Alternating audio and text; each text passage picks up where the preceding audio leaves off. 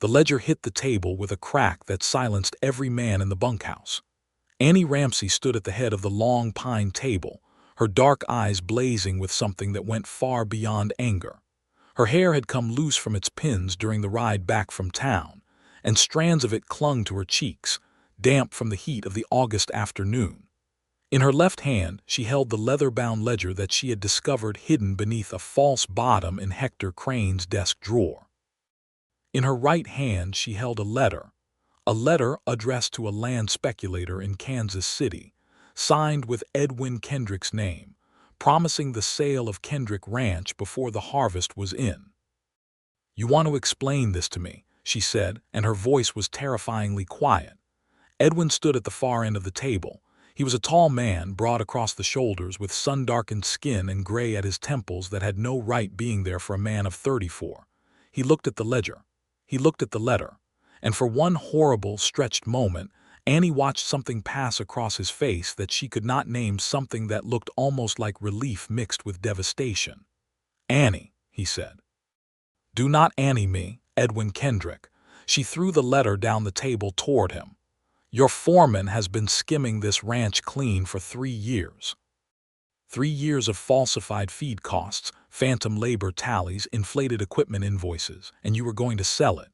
You were going to sell everything before anyone found out the truth, before I found out." Every ranch hand at that table stared at the floor, at the ceiling, at their own boots. Nobody moved. The single oil lamp above the table swung slightly from the draft coming through the open door, throwing wild shadows across everything. Edwin picked up the letter. He read it. He set it back down. When he raised his eyes to meet hers, Annie saw something that nearly broke her composure entirely, because what she saw was not guilt, and it was not anger. What she saw in Edwin Kendrick's eyes was fear, raw, honest, bone-deep fear. "It's not what you think," he said. Annie laughed, and the laugh was short and bitter as green apple skin. "It never is." That was the moment she had been dreading since the first morning she had ridden up to this ranch in the spring mud of April 1882, a widow of 27 with $32 to her name, a cast-iron skillet over one shoulder, and a reputation for the best sourdough biscuits in Laramie County, Wyoming. She had been hired to cook for the season. She had not been hired to fall in love. She had not been hired to save anything. And yet here she stood, 4 months later, with a stolen ledger in her hands and a heart that had betrayed her somewhere between the second week of May and the middle of June, though she could not have told you the exact day it happened. It had simply happened. The way a fire happens, not in the moment the match is struck, but in the long, dry season before it, when everything is waiting without knowing it is waiting. She had arrived at Kendrick Ranch on the 14th of April, having answered a notice posted on the board outside the post office in Cheyenne. The notice had been specific in its requirements and brief in its promises. It read, "Needed cook, female, capable, clean, strong-armed, to prepare 3 meals daily for ranch crew of 12, April through October at Kendrick Ranch, 12 miles northwest of Laramie. Wage, $20 per month, board provided. Apply in person or by letter to E. Kendrick, General Delivery, Laramie, Wyoming Territory." Annie had applied in person because she did not trust letters. Letters could be ignored. She had arrived with her carpet bag and her skillet and her mother's recipe book wrapped in oilcloth, and she had knocked on the back door of the ranch house kitchen at 7 in the morning, 2 days after sending the letter to say she was coming. The man who opened the door had flour on his hands, which surprised her, and sleep in his eyes, which surprised her more. He was wearing his shirt untucked and his boots unlaced, and he had clearly not expected company, least of all a woman standing on his back step in traveling clothes with a cast-iron skillet and a look that said she was not about to apologize for arriving. "Mr. Kendrick," she said. He stared at her. "You're the cook." "I'm Annie Ramsey. I wrote you." "You wrote you were coming Thursday."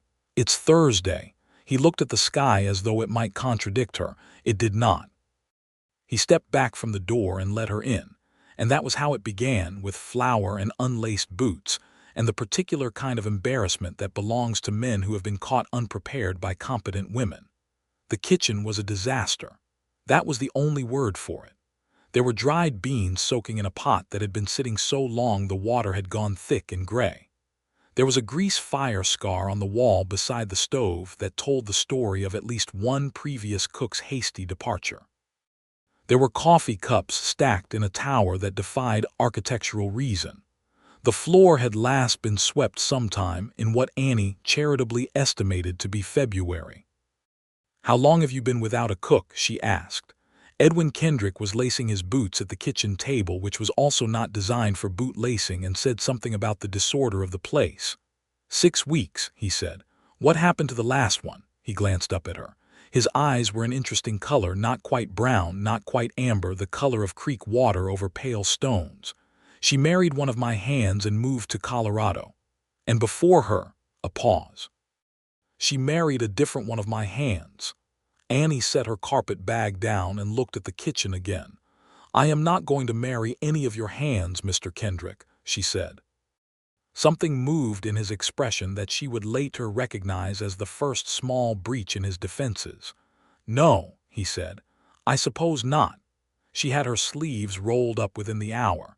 She had the kitchen in passable order by noon. She had biscuits in the oven and a beef stew on the back burner and coffee that did not taste like river water on the table by 1 o'clock. And when the 12 men of Edwin Kendrick's ranch crew came through that door and sat down to eat, the silence that fell over the table was the particular silence of men who had been subsisting on their own miserable cooking for 6 weeks and had just been handed something that tasted like civilization. Edwin Kendrick said nothing, but he took a second biscuit. Annie noticed. She always noticed things. It was, she would come to understand, the source of both her greatest competence and her deepest trouble. She noticed, for instance, that the price Edwin paid for flour was 14 cents higher per pound than what the general store in Laramie charged. She noticed this on her second day, when she asked the foreman Hector Crane for the household account ledger so she could track the kitchen supplies. Hector Crane was a lean, watchful man of about 50, with the kind of smile that arrived slightly before the rest of his face, and stayed slightly too long after the rest of it had moved on. He looked at Annie for a moment when she asked for the ledger, and she felt very precisely that she was being assessed. "The kitchen budget is set already," he said. "You just tell me what you need and I'll order it." "I prefer to manage my own supply costs," Annie said pleasantly. "It's how I've always worked." "Mr. Kendrick doesn't need the cook tracking numbers," Crane said, and his voice had an edge in it she did not miss. "Then I'll ask Mr. Kendrick," Annie said. She had, in fact, asked Edwin that evening when the dinner things were cleared, and the hands were gone to the bunkhouse, and Edwin was sitting on the back porch with his boots off, and a glass of rye whiskey that he had not quite managed to make look casual. The evening was cold, as Wyoming evenings in April always are, and the sky was that particular shade of blue-black that sits just above the mountains before the stars come fully out. "Mr. Crane says the kitchen budget is set," Annie said, leaning in the doorway. "But I'm going to need to know the actual figures if I'm going to feed 12 men properly on what you're currently allocating. The prices your supplier is charging are well above what the Laramie store sells for." Edwin looked at her. He had that stillness about him that she was starting to recognize, the stillness of a man who had grown accustomed to holding a great deal inside himself. "Crane handles all the accounts," he said. "He handles the ranch accounts," Annie said. "I'd like to handle the kitchen accounts myself. I've done it before. I'm good with numbers." A pause. The kind of pause that, in retrospect, contained a great deal more than silence. "All right," Edwin said. "I'll tell him."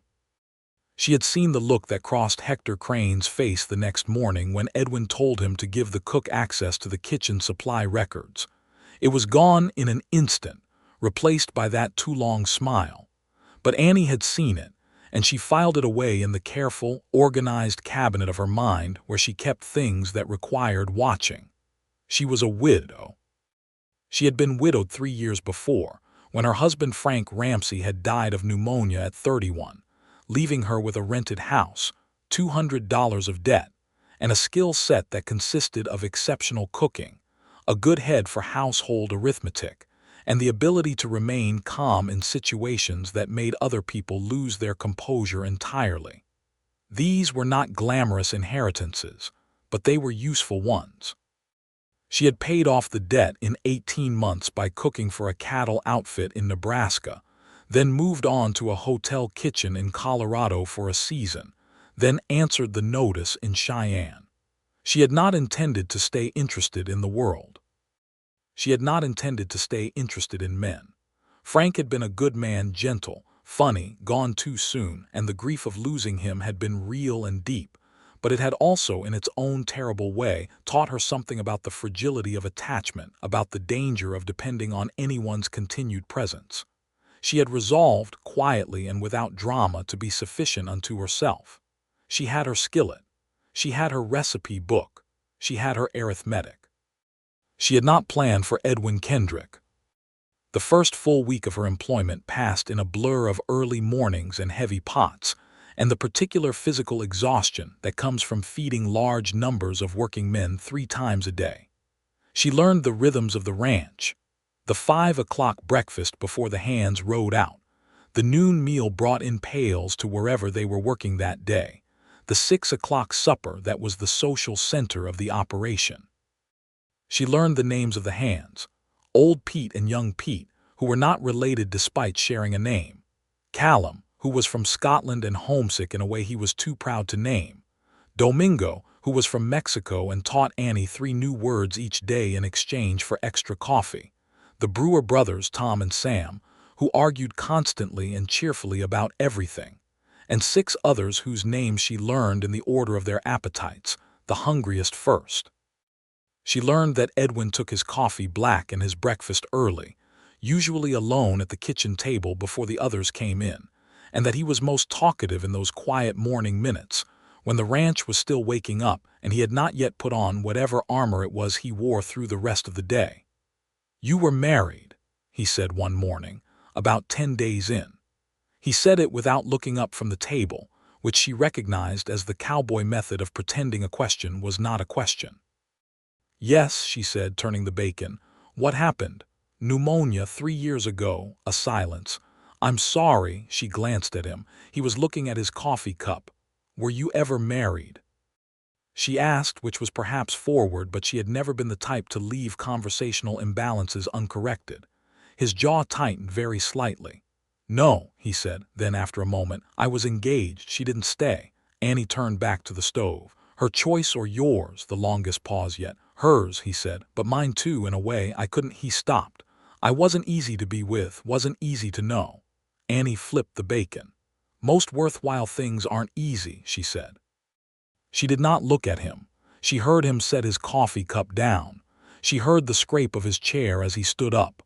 And then she heard him say, very quietly, "Thank you for the breakfast, Mrs.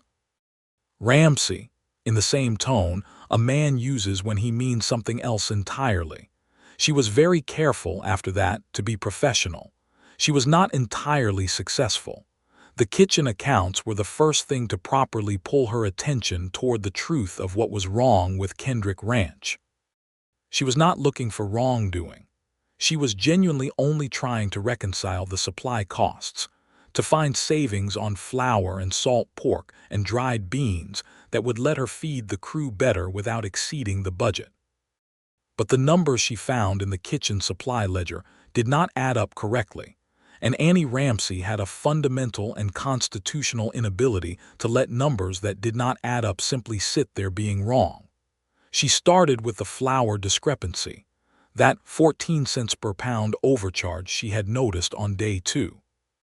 She traced it back through the ledger entries and found that it had been consistent for 2 full years, which meant the overcharge on flour alone had cost the ranch approximately $43 annually. That was worth noting but not alarming. She noted it. Then she found the salt pork entries. Then she found the feed invoices. She was sitting at the kitchen table on a Sunday afternoon in late April, with the crew off and Edwin gone to town for supplies, and the ledger open before her, and a second sheet of paper covered in her own neat columns of figures, and she was staring at a number that made her feel faintly ill. The feed invoices for the past 3 years had been inflated by an average of 30% above market rate, paid to a supplier whose address, when Annie looked it up in the business directory she had found in Edwin's study, did not correspond to any known feed operation in Wyoming Territory. The supplier had a name, Crane Brothers Supply Company, and a post office box in Cheyenne. Crane. Hector Crane. She sat with that knowledge for a long time. The afternoon light moved across the kitchen floor. Outside, a horse shifted in its paddock. The wind came down off the mountains with its particular April coldness that promised summer and didn't mean it yet. She was not the ranch's bookkeeper. She had been hired to cook. This was not, strictly speaking, her problem.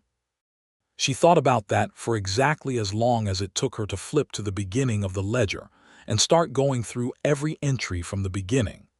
By supper time, she had a clear and damning picture. Hector Crane, in his role as foreman controlling all financial transactions of Kendrick Ranch, had been systematically stealing from Edwin Kendrick for at least 3 years. The methods were varied: inflated supplier invoices from his own shell company, phantom labor charges for workers who did not exist, equipment purchases for tools that never arrived, but the effect was singular and devastating. Kendrick Ranch had been losing approximately $3,000 per year to fraud. Over 3 years, that was $9,000. In 1882, that was enough to break a ranch that was otherwise viable.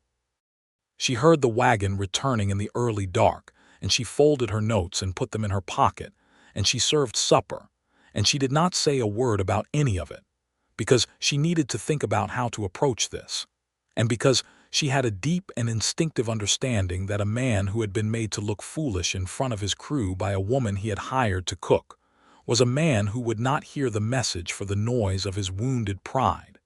She needed to tell Edwin alone. She needed to tell him carefully, and she needed to be absolutely certain of her figures before she said a single word. She spent the next 2 weeks going back through everything. She used the evenings after supper cleanup, when the house was quiet. She taught herself the pattern of Crane's deceptions with the focused, patient attention she had once applied to learning pastry technique. And the more she learned, the more clearly she saw the architecture of the theft, how each fraudulent entry was placed among legitimate ones, how the numbers were never so large as to be immediately obvious, how everything was designed to look like ordinary inefficiency rather than intentional robbery. On the 12th of May, she was ready to tell Edwin. She was not, however, ready for what happened before she could. Edwin came home from a meeting in Laramie that evening looking like a man who had been told something that had knocked the wind out of him. He sat down at the supper table, and he ate without tasting anything, which Annie knew because he did not refill his plate, and Edwin Kendrick always refilled his plate on bean and cornbread nights. After the hands cleared out, she found him on the back porch again, and this time he was not pretending to be casual. He was sitting with his elbows on his knees and his head in his hands and the glass of rye on the floorboards beside him, untouched. "Bad news from town," she said, leaning in the doorway. He looked up. In the lamplight from the kitchen behind her, she could see the set of his jaw, the tightness around his eyes. "The bank in Laramie," he said. "They're calling in the note on the south pasture land. I borrowed against it 2 years ago to cover," he stopped, "to cover operating costs. The interest has been running behind for 6 months. If I can't make it current by October, they'll take the land." The south pasture. Annie had walked it. It was the best grazing land on the property, the difference between a viable ranch and an inadequate one. "How much behind?" she asked. He told her. The number was very close to the amount she had calculated that Hector Crane had stolen. She felt something crystallize in her chest, hard and clear as quartz. "Edwin," she said, and she realized as she said it that it was the first time she had used his given name. He noticed too, she saw his eyes sharpen slightly. "I need to show you something." She brought the notes from her room. She sat down across from him on the porch steps, and she spread the papers out in the lamplight, and she walked him through it, all of it. The flour overcharges the phantom labor, the feed invoices from Crane Brothers Supply Company in Cheyenne. She showed him her arithmetic. She showed him the ledger entries. She showed him the pattern. Edwin did not speak for a long time. When he finally looked up from the papers, she saw something in his face that she had not expected and that affected her more than she had prepared for. He did not look angry. He looked destroyed. He looked like a man who had just been shown that the ground he was standing on had been hollow the whole time he was standing on it. 3 years, he said. At least, Annie said. The records only go back 3 years, but the methods are practiced. He's done this before, I'd imagine. Edwin stood up. He walked to the edge of the porch and stood there looking out at the dark ranch yard, the shapes of the barn and the bunkhouse and the corral fence, the stars coming out above the mountains in their careless thousands. I trusted him, he said. It was the simplest thing she had ever heard him say and the most painful. I know, she said. I don't. He turned around. I don't have a head for numbers. I never did. My father tried to teach me and I was impatient. I always thought the land was the thing, the cattle, the work itself. The numbers seemed like something that happened after the real work was done. Annie looked at him steadily. Numbers are the real work, she said gently. The land and the cattle are what the numbers are about. He looked at her for a long moment. In the lamplight his face was doing something complicated, and she made herself stay very still in the face of it, very professional, very much the cook who had stumbled onto some useful information and was passing it along because it was the right thing to do. How did you learn to do this? He said. The accounting. My father was a shopkeeper in Iowa, she said. He kept his own books and he taught me, because he said the numbers never lied even when people did. And then when Frank died and I had to sort out the estate, I had to learn it properly because there was nobody else. Frank was your husband. Yes. He looked at her notes again, then he looked at her. Mrs. Ramsey, he said, would you be willing to keep the books properly? All of them, not just the kitchen accounts. I'll pay you extra. Let's see if we can save the ranch first, Annie said. Then we can talk about pay. They confronted Hector Crane the next morning, and it went badly in the way that confrontations with cornered, dangerous men always go badly. Crane denied everything with a practiced fluency that suggested he had prepared for this possibility. He told Edwin that the cook had clearly misread the ledgers. He told Edwin that a woman who had been hired to make biscuits had no business in the financial records. He said these things with the kind of calm certainty that was designed to make Edwin question what he had seen with his own eyes, and Annie could see it working, could see the doubt flickering at the edges of Edwin's expression. So she put the ledger entries and the Cheyenne business directory side by side on the table, and she asked Crane to explain how a man named Hector Crane could have no connection to a company called Crane Brothers Supply Company that had received over $9,000 from Kendrick Ranch in 3 years. And she asked it in the same pleasant and implacable tone she used when asking why the flour order was late. Crane's practiced calm cracked, just slightly, just enough. Edwin saw it. Crane was gone from Kendrick Ranch within the hour, with his wages paid to the day and a clear and quiet instruction from Edwin that if the law needed to become involved, it would become involved, and that the choice of whether that happened was Crane's to make by the direction in which he rode. Crane rode east and did not look back. What followed that day was unlike any other day Annie had experienced at the ranch. Edwin spent 2 hours going through the full books with her, learning what she was showing him, asking questions with the focused intensity of a man trying to make up for a great deal of lost time. She answered every question. She showed him the discrepancies in category after category. She showed him what the ranch's true financial picture looked like when stripped of Crane's manipulations, which was not comfortable, but which was not hopeless either. The land was good. The cattle were healthy. The crew was competent and loyal. Without the bleeding wound of ongoing fraud and with aggressive cost management, Kendrick Ranch could meet the bank's October deadline. It would require precise management of every penny from now through harvest. I can do that, Annie said, if you'll let me. Edwin looked at her across the table covered in ledger books and pages of her neat arithmetic. Outside the window, the ranch was going about its midday business, the sounds of horses and men and wind and the particular Wyoming summer that was just beginning to assert itself against the last of the spring cold. "You were hired to cook," he said. "I'm still cooking," she said. "I can do both." "That's not a reasonable thing to ask of someone." "You didn't ask, I'm offering." He leaned back in his chair and looked at her with that particular look. She had started to recognize the look that preceded something honest being said. "Why?" he said. "Why does it matter to you?" Annie considered the question seriously, because it deserved a serious answer. "Because something wrong was happening and now it isn't," she said, "and because the number has to come out even." He stared at her. Then very slowly something shifted in his face, something that was not quite a smile but lived in the same neighborhood. "The number has to come out even," he repeated. "It does." He put out his hand across the table. "Then let's make it come out even," he said. She shook his hand. She was careful about how she did it, firm, professional, the handshake of a business arrangement. She was careful not to notice how his hand felt, how it was calloused from rope work and warm from the sun that had been on it all morning. She was not entirely successful at not noticing. June arrived, and with it the first real heat of the Wyoming summer, and Annie Ramsey found herself living two lives simultaneously. In the mornings and evenings she was the cook up before 5, breakfast done by 5:30, noon pails packed and delivered, supper on the table at 6.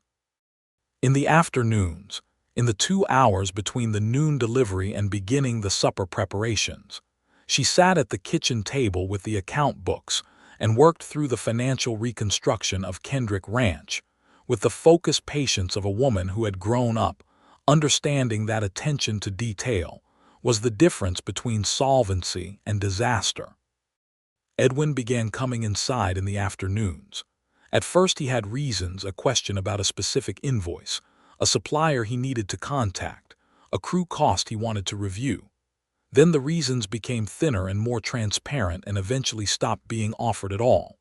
He would come in from the afternoon work, hang his hat on the peg by the back door, pour himself a glass of water from the pitcher, and sit down across the table from Annie and look at what she was working on. She taught him. She did not make it feel like teaching. She simply showed him what she was doing and explained her reasoning and answered his questions as they arose. And Edwin, who had claimed to have no head for numbers, turned out to have a very good head for numbers when the numbers were connected to something he cared about and explained by someone who did not make him feel foolish for not having understood them before. "Here," she said one afternoon in the second week of June, pushing a page of calculations across to him. "Tell me what this says." He studied it. He was sitting closer to her than was strictly necessary for reading a page of figures, but she had long since stopped commenting on seating arrangements. "Supply cost for June is running about 8% below what it was this time last year," he said, "which means if we maintain that through October, the accumulated savings should—" He did the calculation in his head, which she had noticed he could do faster than she expected. "About $640, which closes most of the gap on the bank note." "Most," she said, "not all. What closes the rest?" She tapped the page. "Cattle prices are up in Cheyenne. If we bring the South pasture stock to market in September instead of October, we catch the pre-winter premium. It's a risk. The cattle could use the extra month on grass, but the price differential should cover the remainder." Edwin was quiet for a moment, thinking. She had learned to read his thinking silences, which were different from his other silences. They had a quality of active attention to them, a gathering quality, like water pooling before it moves. "If we bring them in September," he said slowly, "we need an extra 3 hands for the drive. The cost of the wages would be offset by the price premium," Annie said. "I ran it. The net gain still covers the remainder with approximately $40 to spare." He looked at her. "You already ran it." "I run everything twice," she said. "I don't trust single calculations." He was looking at her with that look again, the one that preceded honesty, and Annie felt the back of her neck become warm in a way that had nothing to do with the kitchen stove. "Mrs. Ramsey," he said, "Annie," she said before she could stop herself. A beat. "Annie," he said, and her name in his mouth was a different word than it was in anyone else's. "I want you to know that what you've done here, what you're doing, it's not a small thing. You came here to cook and you're saving this ranch." "The ranch is saving itself," she said. "I'm just keeping the books. You're doing a great deal more than that, and we both know it." She looked at the page in front of her. She was very aware of the nearness of him, the warmth that came off him in the afternoon heat, the particular smell of sun and horse and clean work that she had grown entirely too accustomed to finding pleasant. "I should start the supper," she said. He did not move. "Annie." She looked up. He was watching her with an expression so unguarded that it was almost painful to see, on a face that was usually so carefully held. "I don't know how to say what I want to say," he said. "Then don't say it yet," she said very gently. "Let the season run its course first." He held her gaze for a long moment. Then he nodded once and stood up and went back out to the ranch, and Annie put both hands flat on the table and breathed carefully and deliberately until her heart slowed to something approaching a reasonable pace. She thought about Frank. She thought about how much it had hurt when Frank was gone, and how she had promised herself she would not build something that could be taken away again. She thought about the peculiar cruelty of the universe, which had apparently decided that her self-imposed caution was a challenge rather than a conclusion. She thought about Edwin's hands on the ledger pages. She thought about his voice saying her name. She went and started the supper. July was a revelation in multiple senses of the word. The heat of the Wyoming summer came on in full force, and the ranch work intensified accordingly. The cattle needed constant management. The irrigation ditches needed maintenance. The hay cutting had to be timed precisely against the weather. Annie's days grew longer and more demanding, but she had hit a rhythm with both the cooking and the books that made the doubled workload feel, if not easy, then at least possible. She had also, by early July, hired Domingo as her kitchen assistant, having observed that he was the best organized and most methodical of the hands, and that his current role shoveling hay in the south pasture was a waste of a precise and thoughtful mind. She paid him from the kitchen budget with Edwin's approval, and the result was an immediate improvement in the efficiency of meal production that freed up an additional half-hour each day for the accounts. "You turned one of my best hands into a kitchen helper," Edwin said one morning, but he was smiling when he said it. "I turned one of your most capable employees into a role that uses his capabilities better," Annie said. "He can go back to the pasture after October. The books will be in order by then." Edwin shook his head with the expression of a man who has stopped being surprised but has not stopped being impressed. "What else are you planning to reorganize?" he said. "Your equipment maintenance schedule is inefficient," Annie said. "I've been looking at the repair costs, and there's a pattern of small failures that could be prevented by—" "Teach me," he said. She looked at him. "Teach me," he said again. "Not just the books, all of it. Everything you see when you look at how this place runs. I want to understand it the way you understand it." This was perhaps the most dangerous thing Edwin Kendrick had ever said to her, though it sounded on its surface entirely practical. She taught him. Every afternoon, in those 2 hours over the account books and the supply records and the maintenance ledgers, she showed him the ranch she was seeing, the ranch beneath the ranch, the one made of numbers and patterns and systems that sustained or undermined everything built on top of it. And Edwin, who had inherited this land at 22 when his father died, and who had spent 12 years managing it on instinct and loyalty and hard work without the analytical foundation that would have made those qualities fully effective, absorbed everything she showed him with the eager hunger of a man receiving something he had long needed without knowing he needed it. He was a quick study. That surprised her, though it perhaps should not have. He understood cause and effect. He understood the relationship between investment and return, between risk and timing, between the short calculation and the long one. He had good instincts. She could see that, but until now his instincts had been operating without the quantitative framework that would let him trust them fully. "You should have had someone doing this from the beginning," she said one afternoon without thinking. "I should have had you from the beginning," he said. The word "you" landed differently than either of them had intended, and they both knew it, and neither of them spoke for a moment that stretched out into the July heat like pulled taffy. "I mean," he started. "I know what you meant," Annie said, which was a lie or at least an incomplete truth, and they both knew that too. She went back to the figures. He went back to the figures.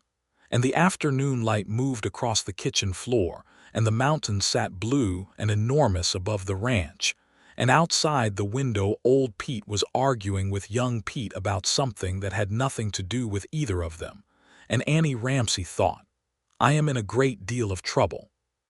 She wrote to her friend Clara Hutchins in Cheyenne on the 15th of July, a letter that was ostensibly about the progress of the accounts and the likelihood of the ranch meeting its October deadline, and which contained somewhere in its middle paragraphs the sentence, "The man is infuriating in the most specific way, which is that he is entirely serious and entirely decent, and he looks at me like I am solving some problem he has had for a long time, and I cannot decide whether that is a compliment or a burden."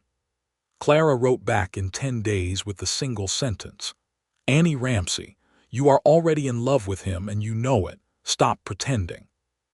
Annie burned the letter in the kitchen stove and did not write to Clara again for 3 weeks. August brought the crisis she had not entirely anticipated. She had known, since her first full examination of the accounts, that the financial damage from Crane's fraud ran deep, and that the path to October required precise execution on every front. What she had not fully accounted for was the possibility of a weather event, a late summer hailstorm that came through the valley on the 3rd of August and damaged approximately a third of the hay crop that was already cut and drying in the east field. Edwin rode back from the east field that afternoon with mud on his boots and an expression that Annie recognized from the night he had told her about the banknote, the expression of a man looking at a number that doesn't work. "How bad?" she said. 300 bales lost," he said. "Maybe more. We'll have to buy feed for the South pasture cattle through to spring or sell them off early for less than the September premium." Annie was already at the table with the books open before he finished the sentence. "Sit down," she said. "Let me run it." She ran it. She ran it 3 ways: the cost of replacement feed, the reduced income from early sale, and a third option that she had to think about for a while before she saw it. Edwin sat across from her and watched her work, and she was so focused on the numbers that she barely noticed the way he was looking at her until she glanced up to reach for the Cheyenne price list and caught him. He was watching her with an expression she could only describe as tender.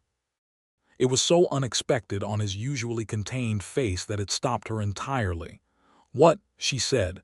"Nothing," he said. "Tell me what you found." She found it. The third option was a hay-sharing arrangement with the Bower Ranch 6 miles south, whose operation had gone in the opposite direction, a surplus of hay from an unexpectedly good second cutting, and a shortage of the grain that Kendrick Ranch had in relative abundance. A straight trade, bale for bushel at current market rates, would solve the shortage for both ranches at no cash cost to either. "You know Walter Bower?" Annie asked. "Since we were boys," Edwin said. "Then ride over tomorrow morning," Annie said. "He'll want to do it. It solves his grain problem and yours at the same time." Edwin shook his head slowly, and she could see the particular expression she had come to love most on his face, the expression that was just this side of a smile, pressed back by the effort of not showing too much. "The number comes out even," he said. "It always can," she said, "if you look at it long enough." The Bower arrangement was concluded the following day, and Kendrick Ranch's supply crisis was resolved, and Annie added Walter Bower to her mental list of people who were useful to know, and Edwin came home from the Bower Ranch that evening looking lighter than she had seen him look since April. He brought her a bunch of wild columbines that he had clearly picked from somewhere along the road, and he held them out to her in the kitchen doorway with the careful casualness of a man who had been practicing looking casual about this on the ride home and had not entirely succeeded. "For the table," he said. Annie looked at the flowers. She looked at him. "For the table," she agreed. She put them in a tin cup with water and set them in the middle of the table, and when the hands came in for supper, old Pete said, "Nice flowers, boss," and Edwin said, "Mrs. Ramsey chose them," which was not true but which she let pass, because sometimes a man needed a small exit from his own vulnerability. Later that evening, after the supper things were cleared and the accounts were put away for the night, she found Edwin on the front porch. Not the back porch this time, which was different, and she knew it was different. The front porch faced west, toward the mountains, and the last light of the August evening was laying itself across the peaks in shades of rose and amber that were almost embarrassingly beautiful. She brought 2 cups of coffee and sat down beside him on the bench, not in the doorway, not at a professional distance. Beside him, close enough that she could feel the warmth of him in the cooling evening air. They sat without speaking for a while. Below them in the corral, the horses moved with their quiet horse gravity, their dark shapes slow and purposeful in the dusk. "I want to tell you something," Edwin said. "All right," Annie said. "When Crane left," he said, and I understood what he had been doing, what I had allowed to happen by not paying attention, by trusting blindly instead of looking, I thought the ranch was finished.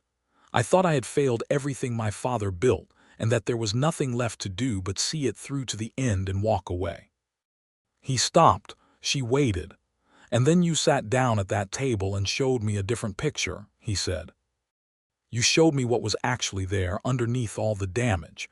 You showed me the thing was worth saving, and I don't have a good way of telling you what that meant." "You don't have to tell me," Annie said. "I understand what it meant." "I want to tell you anyway," he said, "because it wasn't just the ranch. It was," he turned to look at her, and in the last of the evening light she could see his face very clearly, the honesty of it, the difficulty of it. "It was the first time in a long time that someone saw the same thing I was looking at and wanted to help fix it instead of running from it." Annie was quiet for a moment. "The woman you were engaged to," she said, "she ran from something. From the difficulty of it," he said. "From the work she wanted something lighter than this. Something easier than this man and this land and this life." He looked back at the mountains. "I don't blame her, I understand it."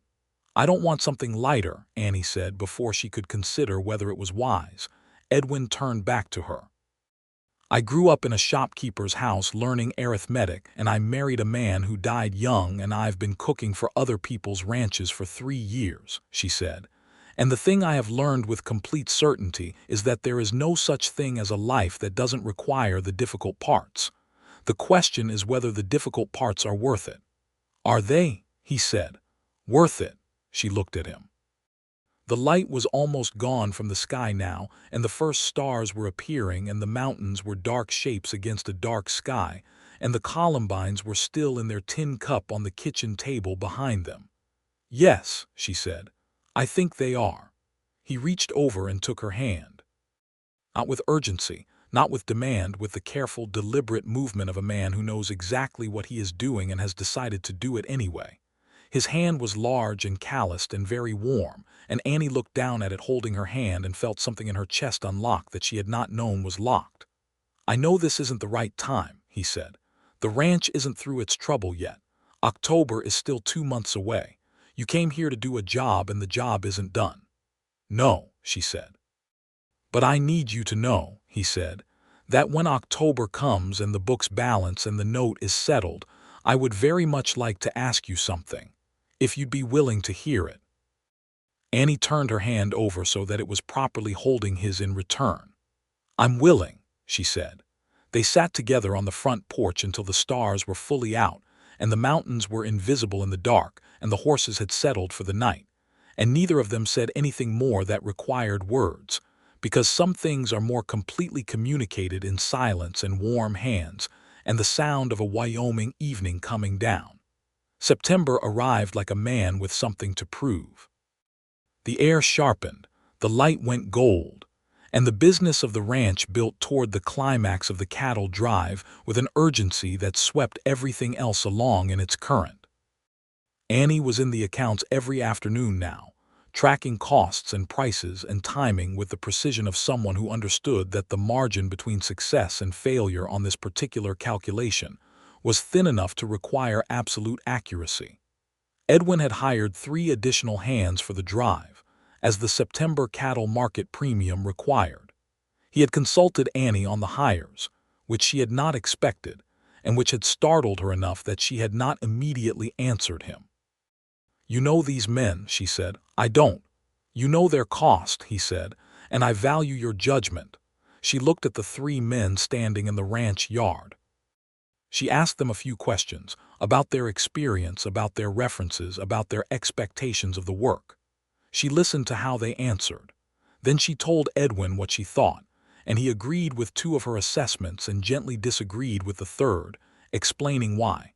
And they arrived at a decision together that felt, when it was done, like something that had been arrived at by 2 people who were already thinking like one. The drive itself lasted 8 days. Edwin rode with the cattle to Cheyenne with 6 of the hands, leaving Annie at the ranch with Domingo and the remaining crew. In his absence, she ran the daily operations with an ease that surprised her. The routine was established now, the systems were in place, and the hands had long since accepted her authority over the household and, in the practical matters of daily life, the broader ranch operations. On the 4th day of Edwin's absence, a letter arrived from a land speculator named Harlan Webb in Kansas City. It was addressed to Edwin, but it had been opened sloppily, resealed with a different wax, and Annie, who noticed everything, could see that it had been read before it reached her. She read it herself. It was a purchase offer for the full Kendrick Ranch property, including water rights and grazing leases. It referenced previous correspondence and referred to the understanding we reached in June regarding the terms of a possible sale. She sat with that letter for a long time. In June, Edwin had not told her about any correspondence with a Kansas City land speculator. In June, Edwin had been working alongside her every afternoon, learning the books, working toward October.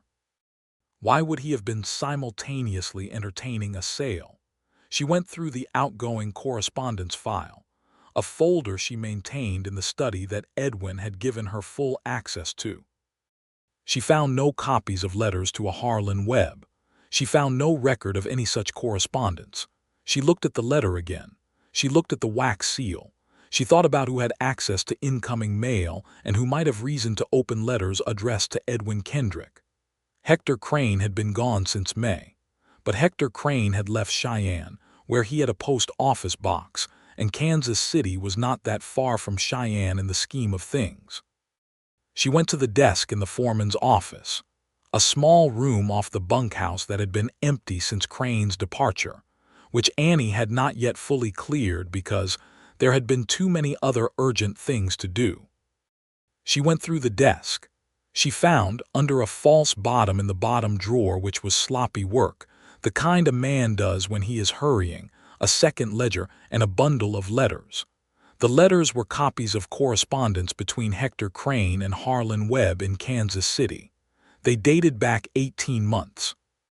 They described a scheme in which Crane would continue to drain Kendrick Ranch's finances until the property was forced to sale, at which point Webb would purchase it at a distressed price, splitting the profit with Crane. The most recent letter, dated July, noted that a forged letter of authorization forged with Edwin Kendrick's signature had been sent to Webb authorizing sale discussions, to be used when the time came to force Edwin's hand. That was the letter Annie had just received. It was the trap being sprung, timed for Edwin's absence, intended to create the impression of a sales commitment that Edwin had never actually made. Annie sat on the floor of the foreman's office with the evidence in her hands and felt a cold fury working through her that had nothing to do with her own feelings for Edwin and everything to do with the pure and simple wrongness of watching a good man be deceived and manipulated and robbed. She was not afraid of Hector Crane. She was not afraid of Harlan Webb. She was not afraid of forged letters or false bottom drawers or any of the clever mechanisms by which dishonest men tried to make their thefts look inevitable. She was, however, very clear that she needed Edwin home before this went any further. She sent Domingo to Cheyenne with a note that evening. Edwin arrived home on the 7th day of the drive, 2 days ahead of schedule, having received Annie's note, and handed the remaining cattle management to Tom Brewer. He came through the back door looking trail-dirty and concerned and found Annie at the kitchen table with the second ledger and the bundle of letters laid out before her in perfect order. That was the moment we began with. That was the moment the ledger hit the table and the room went quiet and Annie Ramsey stood with fire in her eyes and the truth in her hands. "It's not what you think," Edwin had said, and she had laughed that short, bitter laugh. But even as she laughed, she was watching his face. And what she saw was not the face of a man caught in a betrayal. What she saw was the face of a man who recognized what was on the table and understood in a rush the full shape of what Crane had been attempting. "I didn't write that letter," he said, pointing to the letter from Harlan Webb. "I never contacted any land speculator. I never—" He picked up the letter, read it quickly, set it down. "This signature is a forgery. Look at the K in Kendrick. I never make it that way." Annie looked. He was right. She had seen Edwin's signature on dozens of documents. The K was wrong. "I know," she said. He looked at her. "I know it's a forgery," she said, and her voice had lost its edge and was simply tired now, the tiredness of someone who has been carrying a weight alone for several days. "I found the letters from Crane to Webb in the foreman's desk. The whole scheme is documented. Crane was setting you up for a forced sale. He'd been working on it in parallel with the financial drain. The letter was sent by Crane using a forged signature to create a paper trail suggesting you had consented to the sale. When the ranch was sufficiently distressed, Webb would arrive with the supposed prior authorization, and you'd be presented with a fait accompli." The room was very quiet. The hands were all looking at the table. Edwin set the forged letter down. He looked at the second ledger. He looked at the bundle of Crane's letters. He looked at Annie. "You found all this," he said. "While you were in Cheyenne," she said. "And you sent for me." "Yes." He looked at her for a long moment with the full weight of what this meant, what she had done, what she had found, what she had prevented, and then he said very quietly to the room, "Everyone out, please." The hands were out the door in approximately 4 seconds. In the silence that followed, Edwin crossed the room and stood before her, and he was close enough that she could see the trail dust on his jacket and the exhaustion in his eyes and the particular quality of feeling in his face that she had no word for except essential, like something she had needed to see and had not known it. "I owe you more than I know how to repay," he said. "You don't owe me anything," she said. "I told you from the beginning that the number has to come out even. Annie." He said her name the way he had learned to say it, with the full weight of it, and she felt it in her sternum like a bell struck. "I was going to ask you something in October." "October is almost here," she said. "Yes," he said. "It is." She waited. He reached out and took her hands in both of his carefully, the way he had that evening on the front porch when the mountains were going dark and the stars were coming out, and he said, "I know you came here to cook for a season. I know you didn't come here for any of this. I know you lost someone and that making yourself vulnerable again is, I know it costs something." "It does," she said. "I'm not a simple man," he said. "This is not a simple life. The land is hard and the work is hard and I'm not easy to know. I said that myself in the beginning." "I know you," she said. He looked at her. "Yes," he said. "You do, better than anyone has." He tightened his hands around hers. "I'm asking you to stay, Annie, not for the season, not for the books. I'm asking you to stay as my wife, to build this with me, to let this be yours as much as mine." Annie looked down at their joined hands. She thought with great clarity and a kind of aching tenderness about the woman she had been in April, the woman with $32 and a cast-iron skillet and a careful, deliberate plan to stay sufficient unto herself. She thought about what it had cost her to be that careful. She thought about what it had cost her to stop being careful. She thought, the number always comes out even. You just have to look at it long enough. "Yes," she said. He kissed her then in the kitchen, with the ledger book spread across the table and the supper still needing to be made, and the Wyoming evening coming in through the windows. And it was not a polished or practiced kiss, because neither of them was a polished or practiced person. It was genuine and tentative, and then not tentative at all. And when they broke apart, Annie found that she was laughing, which surprised her, and Edwin found that he was too, which seemed to surprise him more. "The hands are all going to know immediately," he said. "They already know," she said. "Domingo told everyone in June." Edwin stared at her. "Domingo told? How did Domingo know in June?" "Because Domingo is perceptive, and because you brought me columbines and called them a table arrangement," she said. "He told me the next morning and asked if he should be looking for a new kitchen position." Edwin put his hand over his face. "What did you tell him?" "I told him to ask me again in October," Annie said. They were married on the 4th of October, 1882, in Laramie, at the small stone church on 2nd Street, with a justice of the peace because the traveling preacher was 2 weeks away, and neither of them was willing to wait. The witness was Walter Bauer, who shook Edwin's hand with great warmth, and told Annie that anyone who could talk his neighbor into a hay-for-grain swap on those terms clearly had a talent for negotiation that the Wyoming Territory needed more of. Domingo wore his good hat and cried without appearing to be embarrassed about it. Old Pete and young Pete argued cheerfully about whether the ceremony was long enough, young Pete maintaining it could have been longer and old Pete maintaining it was exactly right. Annie wore the blue dress she had packed in April in case of church Sundays and had never had occasion to wear, which fit perfectly and which Clara Hutchins, who had made the journey from Cheyenne, declared to be exactly the right choice. "I knew it," Clara said in Annie's ear before the ceremony. "You were right," Annie said. "Don't overdo it." "I knew it in July," Clara said. "You knew it before July," Annie said. "Let's not talk about this." The bank note on the South pasture land was settled in full on the 12th of October from the proceeds of the September cattle sale, which had come in above the calculated premium thanks to an unusually strong market that the Cheyenne buyers attributed to winter demand. When Annie received the bank's letter of satisfaction, she wrote the amount in the ledger in her neat, precise hand, drew a line under it, and wrote beneath the line, "Settled in full." The number came out even. She began the winter accounts the following week, establishing the systems for the year ahead, the full year, not just a season. She reorganized the supply ordering entirely, establishing direct accounts with 3 Laramie suppliers at negotiated rates that reduced the annual cost by approximately 17%. She implemented a maintenance log that Edwin used religiously through the first hard winter, and which reduced the emergency repair costs in the first year by about $40. Not a large number, but a real one, and real numbers mattered.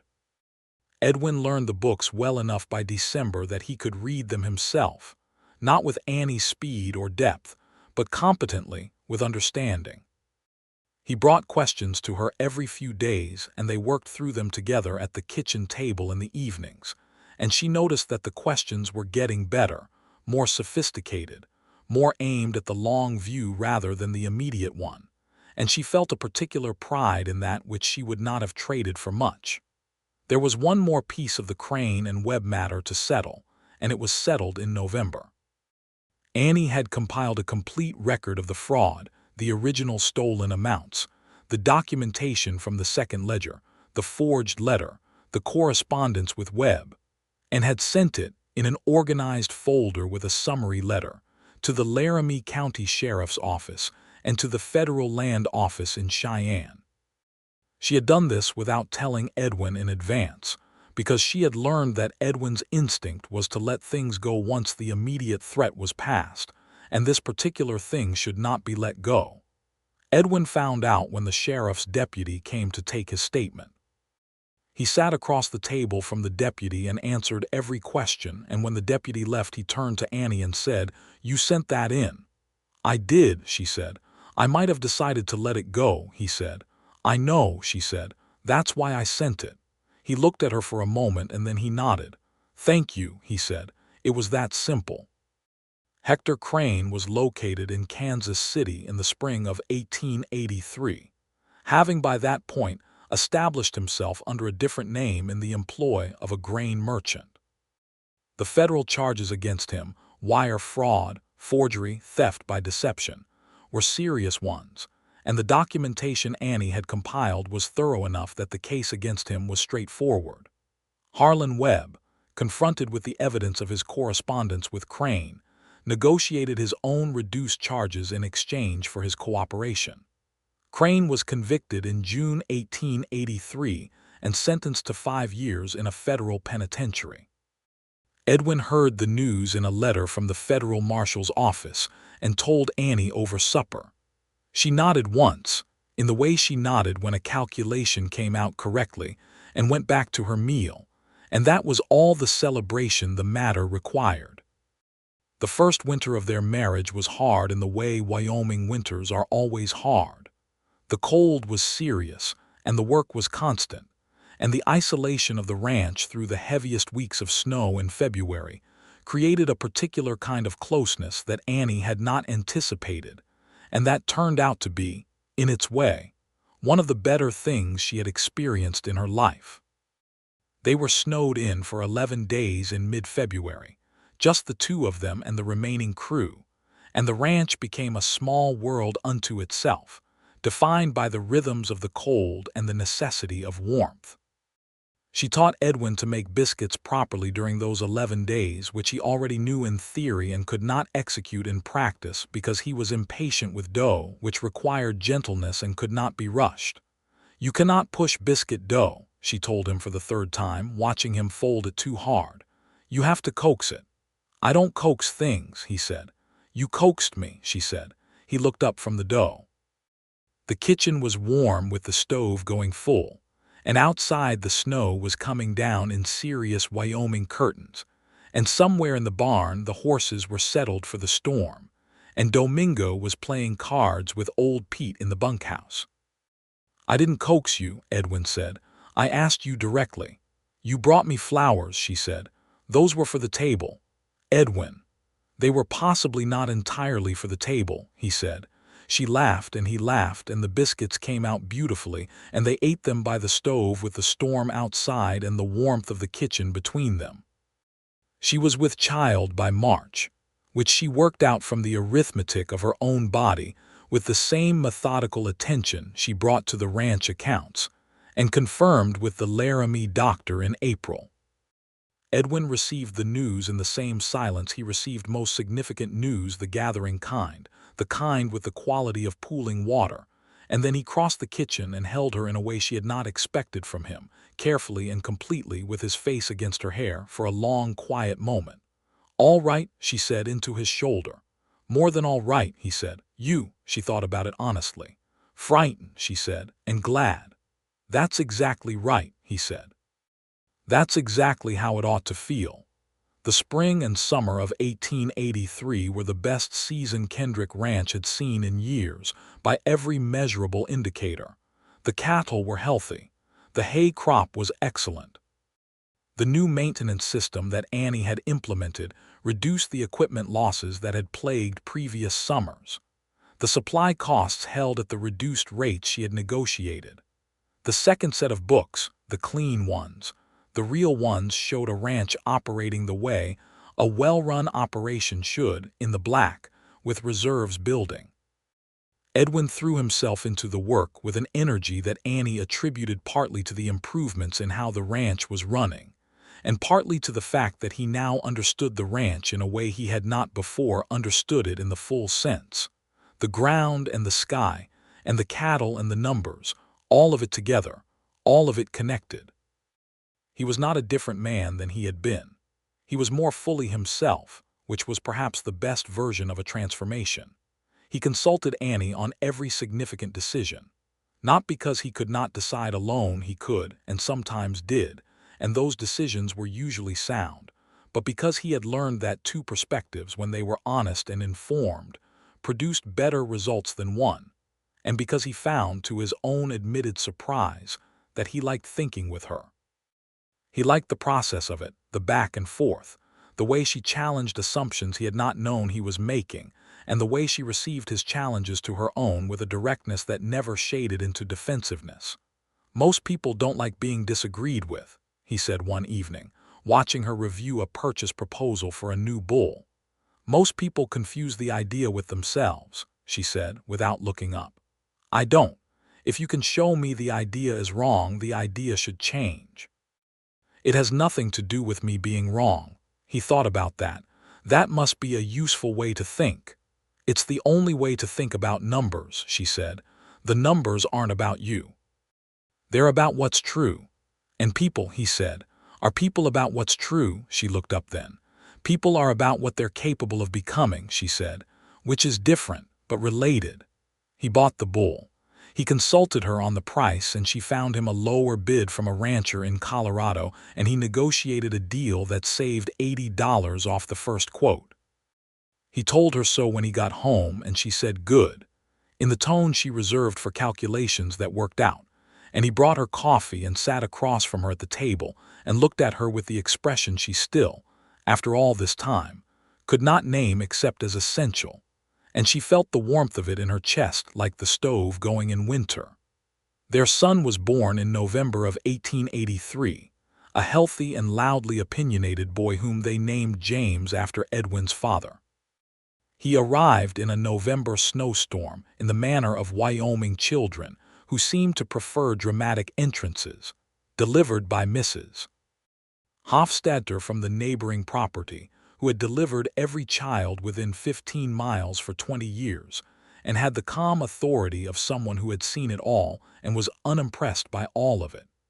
Edwin was present for the birth, having refused to be elsewhere despite Mrs. Hofstadter's suggestion that he might prefer to wait in the kitchen. He held Annie's hand through the hardest hours, and she held his back, perhaps harder. And when James arrived in the world with his full, furious announcement of existence, Edwin's face did the thing that faces do in those moments. It broke open and put itself back together in a new configuration that contained everything the old one had, plus this. "He's very loud," Edwin said. "He gets that from you," Annie said, which was not strictly true because Edwin was one of the quieter men she had known, but she was exhausted and it made him laugh, which was the point. She went back to the books 2 weeks after James was born because the end-of-year accounts needed to be closed, and she was the only one who knew the full system. Edwin brought the ledgers to her in the bedroom and sat in the chair by the window with James on his shoulder, walking the baby in slow circles around the room while Annie worked at the small desk they had moved in for her use. And the image of him, this large, serious, competent man walking small circles with a new baby and looking at his son's face with the expression of someone discovering a fact he had not anticipated, was one she filed away in a very private part of herself that she kept separate from the accounts. "You should sleep," he said, without stopping his walking. "After I close the December column," she said. "Annie. Edwin." He smiled, which she heard rather than saw because she was looking at the numbers. "What does December look like?" "Good," she said. "December looks good. The whole year looks good." She made the final entry, drew the line. "The number comes out even." "Better than even," he said. She set down her pen and turned to look at him. He was standing by the window in the December light, their son asleep on his shoulder, his face composed into its natural stillness, but with the new element in it, the one that had arrived in November that made the stillness different, warmer, less solitary. "Better than even," she agreed. The years that followed built on the foundation of that first hard, true year. Kendrick Ranch grew carefully and deliberately, not rashly, not through the kind of aggressive expansion that sometimes worked and sometimes destroyed men who had bet everything on a single season's luck. Annie managed the growth the way she managed everything, with attention to the long view and the real numbers, and the relationship between risk and return that she had learned in her father's shop in Iowa, and refined in the particular school of a ranch that had almost failed and then had not. In 1885, they acquired the 40 acres adjacent to the south pasture, which Edwin had wanted for years. Annie ran the acquisition cost against the projected revenue increase and confirmed it was sound, and they bought it at fair market value from the retiring rancher who had held it, and Edwin expanded the cattle operation into it the following spring. In 1886, they hired a second full-time bookkeeper, a young man named Oliver Marsh, who had come to Wyoming from Ohio with a head for figures and no specific plans, because the accounts had grown complex enough that Annie could not reasonably manage them alone, while also maintaining the household and caring for James, who was a curious and determined 2-year-old with strong opinions about everything. She trained Oliver herself, passing on the system she had built and the principles she had learned, and she stayed in oversight of the full financial picture, but the day-to-day entry work moved to Oliver's capable hands. "You're letting someone else do the books," Edwin said the day she told him about the hire. "I'm supervising the books," she said. "There's a difference, and before you say anything, yes, we can afford it, I ran it." "I wasn't going to say we couldn't afford it," he said. "I was going to say, what will you do with the afternoons?" She looked at him. Outside, James was in the ranch yard making very serious attempts to interact with the horses, supervised by old Pete, who had appointed himself the child's deputy guardian with a dedication that Annie found deeply moving. The afternoon was late and gold, the kind of late summer light that makes everything look like it was painted by someone who loved the West. "I'm going to read," Annie said, "and I'm going to learn to ride properly, and I'm going to spend more time with our son. And I'm going to tell you things I notice about the ranch that aren't in the numbers, because I've been so focused on the numbers that I think I've been missing some of the rest of it." Edwin looked at her with the expression she had finally found a word for after all this time. The word was home. He looked at her the way a person looks at home. "What do you notice?" he said. "That isn't in the numbers." She thought about it. "I notice that Callum is still homesick," she said. "After 4 years, I think he's been waiting for permission to go back to Scotland, and I think you could give it to him by making it a sabbatical rather than a departure so he doesn't have to choose." Edwin's eyebrows rose. "Callum never said he wouldn't," she said. "He's too proud, but I've been watching him write letters on Sunday mornings since April. More letters than anyone writes to stay where they are." He was quiet for a moment. "I'll talk to him," he said. "And Domingo," she said. "He wants to save enough money to bring his mother up from Mexico. He's been putting aside 10% of every wage for 2 years. If you advance him the remaining amount against his next year's wages, he could bring her up before winter." Edwin stared at her. "How do you know all this?" "I cook for these people," she said simply. "I always have. Breakfast is when people say the truest things, before the day gets hold of them." He put his arm around her, standing in the kitchen doorway, the afternoon gold on the ranch yard, James laughing at something old Pete had said, the mountains doing their eternal thing above it all. "What else?" he said. "The hay meadow on the north side needs a new drainage channel or we'll lose another crop to standing water next spring," she said. "And young Pete has been courting the blacksmith's daughter in Laramie and will probably ask you for a couple of days off next month, and you should give them to him without making him ask twice. Anything that's actually in the numbers," he said. "The grain prices are going to rise by spring," she said. "Buy in bulk before December." He laughed fully, the way he had learned to laugh over 3 years of being laughed with. "I'll tell Oliver," he said. "Tell Oliver," she agreed. "I'm going to teach your son to count." James Kendrick proved to be, by age 4, in possession of a striking numerical aptitude that Annie attributed to heredity and Edwin attributed to instruction, and the truth was probably both. He sat at the kitchen table beside his mother in the mornings, and learned to count beans and later to add columns of small numbers and later to understand why numbers mattered. Not the abstract manipulation of symbols, but the real-world meaning of them. The cattle and the hay and the feed and the land all standing behind every figure in the ledger, real things made legible by the discipline of accurate counting. "Why does it have to be even?" James asked one morning when he was about 5, watching Annie run a column. "Because something real is on both sides of the line," she said. What went out has to equal what came in. If it doesn't, something is lost or hidden and you have to find it. He considered this with the gravity of a 5-year-old encountering an important principle. What if you can't find it? You always can, she said, if you look carefully enough and honestly enough. The numbers don't lie, James. People sometimes lie about the numbers, but the numbers themselves always tell the truth if you know how to listen. He went back to his beans.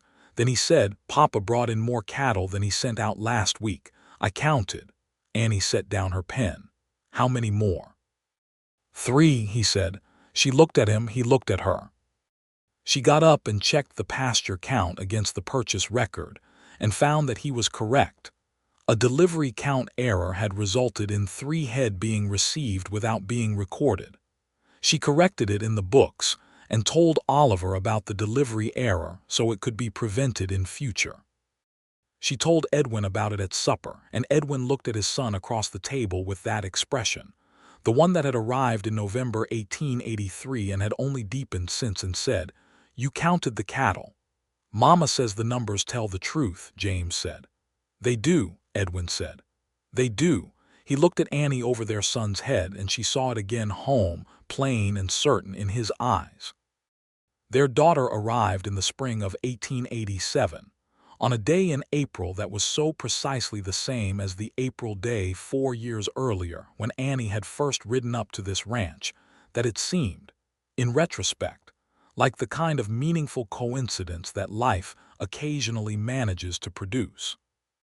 The daughter arrived with the same decisive manner as her brother, and was, if anything, louder about it, and Annie and Edwin spent a long, happy evening arguing about names before arriving at Clara, which was Annie's suggestion, and which she felt was owed, given that Clara Hutchins had, in one clear-eyed letter in July of 1882, called the situation before Annie had admitted it to herself.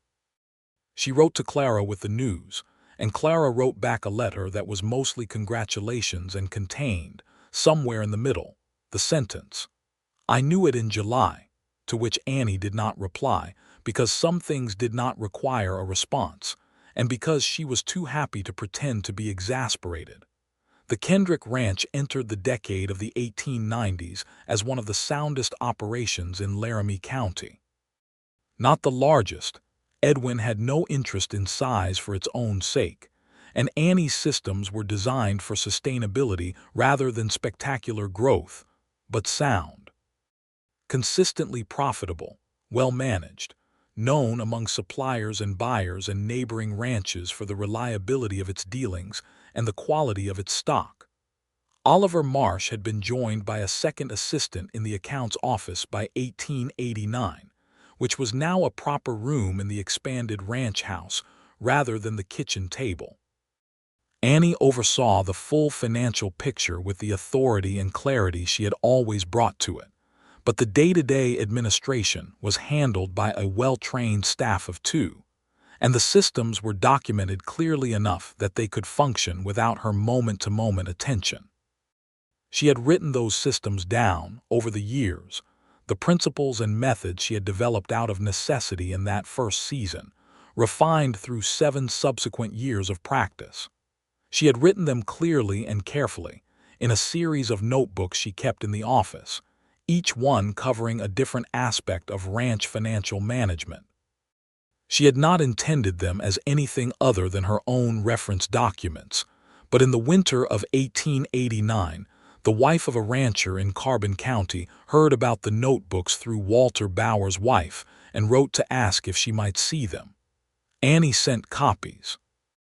The copies were passed on to 2 other women managing ranch finances in the territory, and then to a third, and by 1890 Annie had received letters of inquiry from 6 women across Wyoming Territory asking about her methods. "You should teach it," Edwin said one evening, reading one of the letters over her shoulder. "I'm not a teacher," Annie said. "You taught me," he said. "That was different." "How?" She thought about it. "I didn't know I was teaching you," she said. "I was just working." "That's what teaching is," he said. She thought about it seriously, the way she thought about everything serious.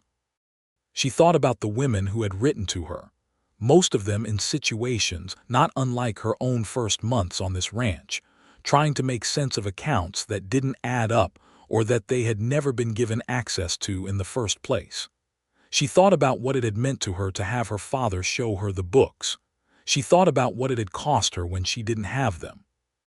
She wrote back to all 6 women that winter with detailed, careful letters that explained the fundamental principles she worked from.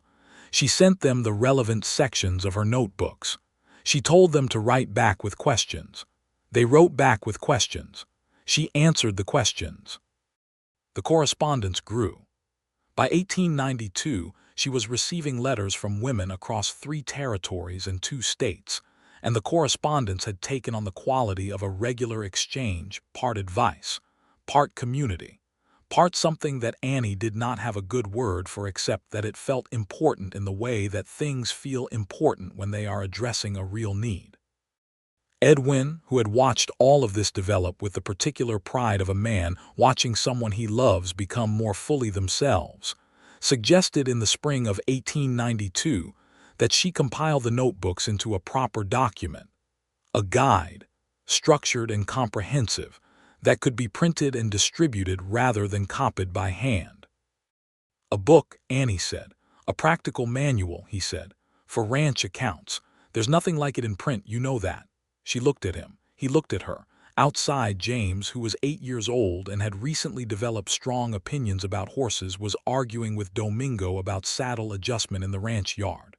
Clara, at 5, was sitting on the porch step drawing something elaborate in the dirt with a stick. I would need help with the printing, she said. Walter Bauer's brother-in-law has a press in Cheyenne, Edwin said, which meant he had already looked into it. She laughed. You already looked into it. I noticed it might be relevant, he said, with the expression he wore when he was pleased with himself and trying not to show it. Practical Management of Ranch Finances, she said, which was the title she had been turning over in her mind for 3 months without telling anyone. That's the title, he said. You don't know what title I had in mind. Yes, I do, he said. You've been saying it in your sleep. She threw her pen at him. He caught it, which was unfair. The manual was printed in Cheyenne in the fall of 1892 by Walter Bauer's brother-in-law, 300 copies in the first run. It was 47 pages, clearly organized into sections covering supply cost management, payroll records, equipment maintenance accounting, seasonal cash flow planning, fraud prevention principles, and long-range financial planning for agricultural operations. It was dedicated, in the front matter, in Annie's plain handwriting, for the women who keep the numbers and the men who finally ask them to. Edwin had read the dedication before it went to print and had not said anything for a moment. Then he had said, "Perfect," which was not a word he used often, and had gone back to work. The copies were distributed through a network of ranch wives and general store proprietors and county agricultural offices, and within 18 months the first 300 were gone, and a second run of 400 was printed. Annie received letters about it through 1893 and 1894, and beyond letters that came from all directions and that said, in various ways, the same essential thing, that someone had put into clear and usable language what they had been trying to figure out alone. She answered every letter.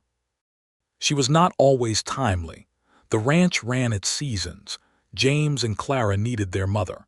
And Edwin, who was healthy and capable and present in all the ways that mattered, was still a man who preferred to think through problems with her rather than alone, which she found she had no desire to change. But she answered every one. The summer of 1893 was the summer James, at 9, decided he wanted to learn the full accounts the way his mother had always run them, not just the counting of things but the full architecture of the numbers. Annie began teaching him in earnest that summer, 3 afternoons a week at the office table, working through the principles in the notebooks with the particular patience she brought to things that required patience. He learned quickly, the way Edwin had learned, not without effort, but with the quality of engagement that makes effort invisible from the outside. He had Annie's precision and Edwin's instinct for the meaning behind the numbers, and the combination was, she thought with a quiet pride she kept mostly to herself, rather exceptional. "He's going to be good at this," Edwin said one evening, watching James work through a reconciliation problem at the office table. "He already is," Annie said. "You should be proud of that." "I am," she said. "Of him and of you for the same reason." He looked at her. "Me. You asked to learn," she said. "In June of 1882, you could have argued that the books were not your department, that you'd hired someone to handle them, that it wasn't the kind of work you did. You didn't. You sat down and asked me to show you." She looked at their son bent over his figures. "That is where he learned it from watching you." Edwin was quiet for a long time with that. "I want to tell you something," he said finally. "All right," she said. "I was going to lose this ranch," he said. "Without you, I was going to lose it. Not because I didn't work hard enough or care enough, but because I was trying to do something with only half of what it required, and I didn't know the other half was missing." He looked at her with the full steadiness of him, the part of him that never wavered when he was saying something true. And then a woman came to the back door on a Thursday morning with a cast-iron skillet and the most specific eyes I had ever seen, and everything that had been off balance stopped being off balance. Annie felt the warmth of it go through her in the way that it still did after 11 years, because some things do not diminish with time but only settle deeper, become part of the structure rather than the decoration. "I came to cook," she said. "You came to save us," he said. "All of us, and you stayed." "The number came out even," she said. "Better than even," he said, as he always did. She reached across and took his hand. Outside, the Wyoming evening was doing its reliable, magnificent thing. The mountains going blue and the stars beginning their approach, and the summer air holding its breath before turning to the cooler breath of night. James was still working at his figures. In the house, Clara had already been settled to bed by Domingo, who had indeed brought his mother up from Mexico in 1886, and who remained one of the most reliable and beloved members of what had grown, over the years, from a crew to something closer to an extended family. Old Pete had retired to a small house in Laramie, but he came back for supper on Sundays with the regularity of a man who considers himself only semi-retired. Young Pete had married the blacksmith's daughter and built a house on the edge of the ranch property, where he continued to work as one of Edwin's most senior hands. Callum had gone back to Scotland for a season in 1884, and had returned with a Scottish wife named Morag who made oatcakes and had opinions about Wyoming weather that were, as Morag herself acknowledged, entirely accurate. The Kendrick Ranch was a full and working and human place, and at the center of it, in the accounts and the kitchen and the long conversations at the end of long days and the Sunday mornings with coffee and the winter nights with the stove going and the notebooks on the table, were Annie and Edwin, who had come to each other sideways and carefully and then not carefully at all, and who had built between them something that the numbers could not fully capture, but that the numbers, precisely and honestly kept, had helped to make possible. Annie closed the 1893 accounts in December in the new office with its good lamp and its organized shelves, with Edwin sitting across from her reading the correspondence and James long since gone to bed and the house quiet and full of its winter warmth. She ran the final column. She drew the line. She wrote the total, checked it again. She pushed the ledger across to Edwin. He read the final figure. He looked at her. "Better than even," he said. "Much better," she said. He reached across and covered her hand with his, on the ledger page, on the even numbers, on the true account of a life that had come out exactly right. Outside, the Wyoming winter was doing its serious work, the snow coming down in the way it had come down every winter of her life here, steady and enormous and entirely unconcerned with any of the human dramas being worked out beneath it. The mountains were invisible in the dark and the snow, as they always were in December, as dependable in their invisibility as in their presence, always there, whether you could see them or not. The lamp burned between them. The numbers were true. The years stretched forward, full and possible, into a future that was as yet unwritten but that would be. She knew this with the certainty she reserved for things she had checked twice better than even. She had been hired to cook for the season. By harvest she was running the books in his heart, and she had not stopped since, and she did not intend to stop, and the number every December, in every carefully kept ledger of their good and genuine life, came out precisely and beautifully even.